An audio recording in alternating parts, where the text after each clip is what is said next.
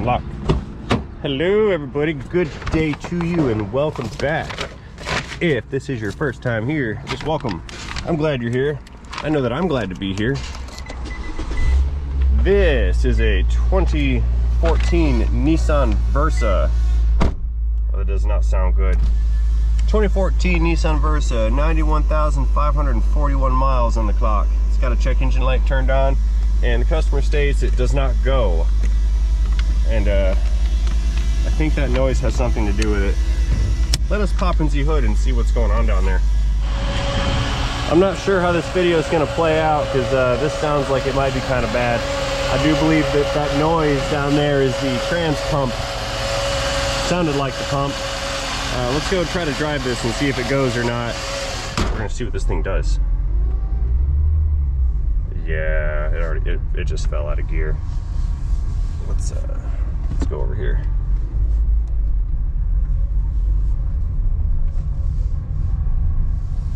Okay, stopping the auto. Let's see what she does. Applying throttle. That was a nasty shudder. Another one. Yeah, this thing's junk. Whoa! See the tack? You guys can't feel the shudder, but it's pretty nasty. It gets to about 1800 RPMs and then shudders really, really bad and falls out of gear. I think this is a CVT actually. Let's try it in low range. See if it shifts at that point. No, it doesn't even go.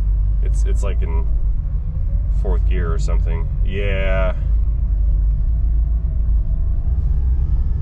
There we go. We got some chooch now. Woohoo! Alright, yep. It has died. The party is over for this little Easter egg. Let's go back to the shop and report some terrible news.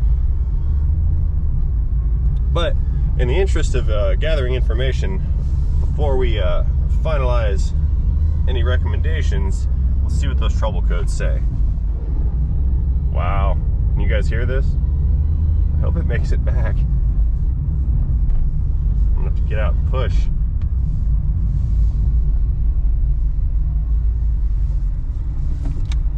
Poor little Nissan. Let's see. There's an empty stall. Let's go in this one. Yeah, we'll check those trouble codes really quick, and I'll go let everyone know that it has died and it needs transmission rebuild or replacement. Parking the auto. Okay, so I'm pretty sure that this trans pump is in fact grenaded. The thing sounds like a blender grinding away. Let's turn the air off, maybe we can hear it better. Ooh, yeah, I hear some fluid noises.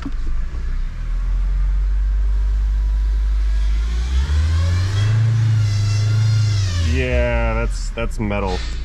It's metal grinding. It's not good. Let's just see what the trouble codes say, and then we'll report the disaster scenario after that. I'm waiting. It's taking forever. Okay, we're in. Codes menu. Input secondary pulley speed mismatch. That's yeah, this must be a CVT. Okay, so I don't normally do this, but I'm going to click the what did everybody else do with regards to this trouble code button. I very rarely use that because I believe it dulls the senses. Similar to what happened when we stopped using long division and doing math on paper and went to calculators. People forgot how to do math just because they could get the calculator to tell them what the answer was. Well, this is a similar feature in the scan tool, which is why I actually don't like to use it. Anyway, I digress. According to the what everybody else did button, they said they replaced the transmission assembly. 4 guys changed the brake rotors. That's completely irrelevant. 3 guys replaced the speed sensor. I think we're past that. 1 or 2 guys put a battery and reprogrammed it. However, this thing has got that horrendous grinding noise. I am concluding that there is internal damage that has been suffered. Yeah, P1715, input secondary pulley speed mismatch. Simply based on the noise, I do believe that internal damage has occurred and this unit will have to be pulled out, disassembled, inspected, repaired and or rebuilt and replaced. So I'm gonna go let everybody know what has happened here today, and we'll see what's gonna happen. I don't think I'm gonna do any work on this car unless we put a remanufactured transmission unit in it. I do not do transmission internal work for various reasons. Number one reason, that's not where my skill set lies. Number two reason, we need kind of a clean room to do trans work, and this particular shop is not equipped with a clean room, so it's kind of out of the question. Oh no, the plot thickens in the worst ways. It appears that these folks just bought this car like 6 weeks ago. Like they just bought it. I feel horrible. The job to repair this trans is well, it's in the thousands, and they don't know what to do with it right now. They don't know if they want to have a trans put in it or not. I think they're going to try to get back with the seller. I think they bought it from like a buy here pay here lot or something. I think they're going to get with the seller and see if they can, you know, kind of work something out. But this one's going onto under the back burner for a little while. This one kind of hurts my heart because the lady bought it for her daughter, and they drove it for just over a month, and we saw the results. The trans grenaded itself and it blew up. So I'm just gonna park this over here in the corner, and I think it's gonna live over here for a little while because it's not gonna drive anywhere, and towing it to their house versus towing it to the dealership or the lot where they bought it doesn't really change the fact. So I think we're just going to keep custody of this little ride for a little while until everybody can come up with a resolution on what to do. So this is the unfortunate side of the business. I hate that this is where the situation is, but it is what it is, and you know, nobody can really do anything about it. So I'm gonna go ahead and close this one out. Sorry to end it on a sad note that's not happy for anybody. All that stuff being said, as always, I'd like to thank you guys for watching this video, and I do want to let you know that I appreciate that you stayed here to the end. I'm not going to ask you if you liked this video, because nobody liked this video. Well, I'm sure you guys liked the video, but I don't think we liked the way the situation has played out. So that being said, instead of tapping that like button down below, just drop a comment or two on what you think about buy here pay here lots and situations like this. Maybe we can start a discussion on that one, and we'll go from there. Maybe some people that own buy here pay here lots can chime in, and we can see what their side of these kinds of situations look like, because I'm sure it happens. I mean, you're dealing with machinery, and machinery does these kinds of things, and there's no schedule in which things break. They break when they break. So let's try that this time. Let's try comments and not like buttons. If you want to hit the like button, no, you can do that too. I totally appreciate that, but we're shooting for comments this time. Anyway, that being said, thank you guys again for watching, and most importantly, don't forget to have yourselves a great day. See you guys later. Hello everybody, good day to you, and welcome back. What we have here is a Ram 3500 Promaster delivery cargo box truck van thing. And I guess the story on this is this customer broke down in Tennessee, paid it, I think it was a dealership. They went through the 3.6 V6 engine in this and did some upper engine work to it. They put cams, lifters, rocker arms. I think they replaced that cooler assembly that sits in the intake valley, and now it is here because it leaks a bunch of oil. That's what I understand. Oh yeah, there's some oil leaking right here. So the guy's got it here for an oil leak. We're gonna swing it kind of into the shopish and see if I cannot determine what is the cause of the petroleum leaking. Now this particular Blowmaster is a 2017 model with how many miles? I think it was 200,000 something. Let's take a peek. What do we got? 212,037 miles. Now, they drove this in. I'm assuming it has oil inside of it. However, every time I have an oil leak car and then I drive it into the shop, you guys rip me a new one for not checking the oil first. So I will appease you this one time and one time only, and we will check the oil level first. Let's see what we got here. There should be an engine in here somewhere. Let's see. Engine, where are you? Yeah, there's lots of new stuff on this. I see new valve cover gaskets. I don't see a dipstick. Where are you, dipstick? Yeah, this is not a good start. How am I supposed to fix it when I can't even find the dipstick? Cut. Oh, I found it. It's down there. Hang on, we need to get some lumens. Okay, I have returned with a flashlight. The dipstick is right down there, and it is whatever that thing is with the nut sticking out of it. I don't even know if I can reach that. What is this? Let's see. I'll give it the reach around treatment here. This is no dipstick. This is a cable with a bolt on the end of it.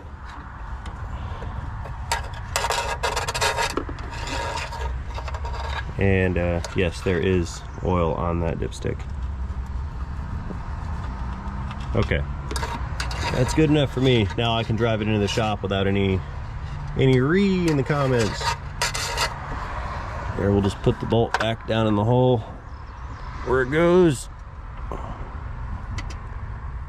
Yeah, we're gonna need a new dipstick. That's not even close to being okay. Okay, let us starting the engine. Now, this behemoth, due to the large rear end that it has, is not going to fit inside of my shop doors, so I'm just kind of going to nose it in as best I can, so I at least have some shade to work out of. And then we're going to crawl around, figure out exactly what is leaking on this thing. Reverse. All right, let's do this without smashing the building. See what we got here. We're getting close. I think that's about all she wrote. Yeah, that's about as far as I'm gonna go. I don't have a spotter. Everybody seems to have evaporated. I'm all by myself. Okay, let us re-popping the hood. There. I'm stuck. I'm super stuck. Okay, let's roll ourselves down into the nether regions over here and see what kind of Exxon Valdez action we've got going on. Looks like a lot. Yeah, there's oil on everything under this thing. The nader's soaked in it.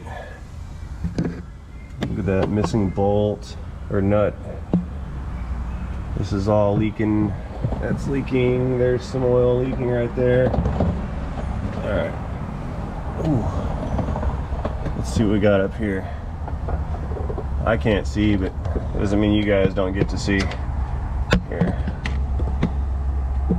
That's looking pretty rough. Ah! I just got my arm lubricated. Yeah, there's a bunch leaking here. Alright, well, it's obviously coming from higher up than down here. I don't think it's like the rear main or anything because it's dripping over there. So let's get out of here and go back up top.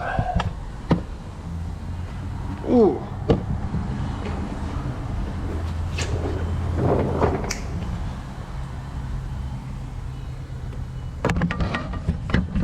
Oh yeah, look at all that pulled up on top of the transmission. No flashlight, stay. Yeah, that stuff's everywhere. Look at all that. Big pool of it right there.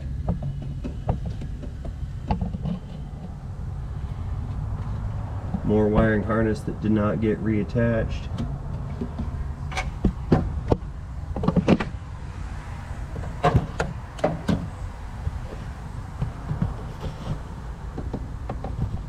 Yeah, I see a new valve cover gasket, like right there. See that little guy sticking out?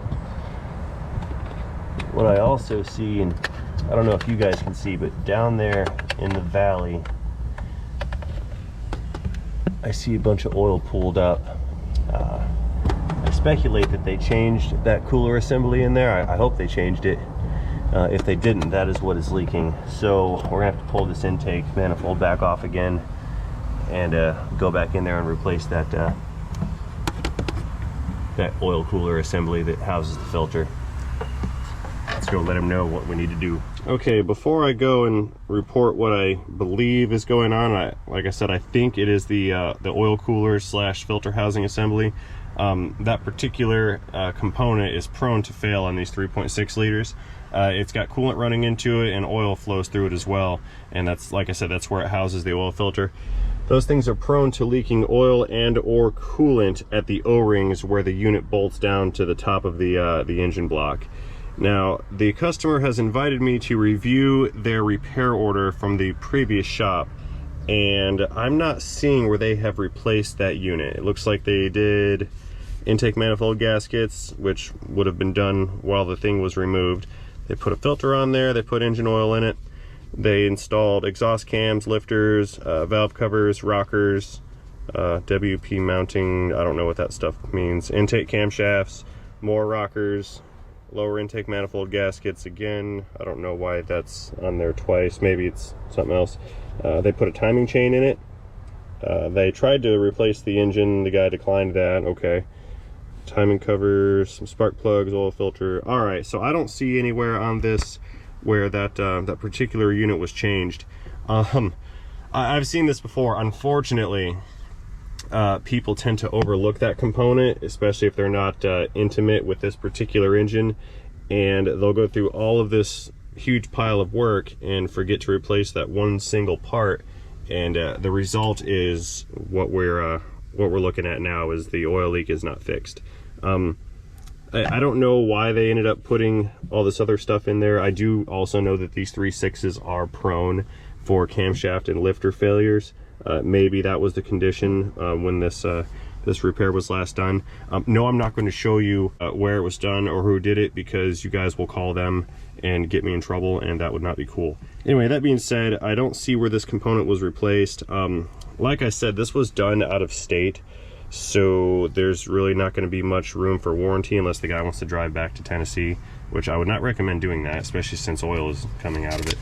So that being said, I'm going to go ahead and make a recommendation to replace that cooler assembly, and we will go from there. Oh no, the most unideal situation has occurred here. The customer is going to decline future repairs on this oil leak. It's a little labor intensive. I think it's like a 5-hour job, maybe 4, something like that, to pull apart that upper intake again and replace that cooler assembly, and we're not going to do that. I'm not sure what the deal is, but I have just been notified that I will not be performing repairs on this truck. So unfortunately, everybody, that's going to be the end of this video right here. I don't know if I'm going to post this or not, because nothing really happened, but I'll review it and we'll see. So I just need to make sure I collect all my lumens and any other effects I may have left in this thing, and I guess I'm gonna go ahead and close this one out and sign off. I suppose that since I was not able to offer any repair, entertainment, or educational commentary on the matter, I should come up with like the moral of the story or something. Oh no, there we go. It works again. Just gotta finger it a couple times and then it does what you want. Anyway, I'm struggling to find a moral of the story here. Perhaps it should just be engine specific to this platform. The moral of the story is these 3.6 liters in the Dodge products. This includes the minivans, I believe the Challengers. Oh, what else has that engine? Obviously the Promaster vans have it.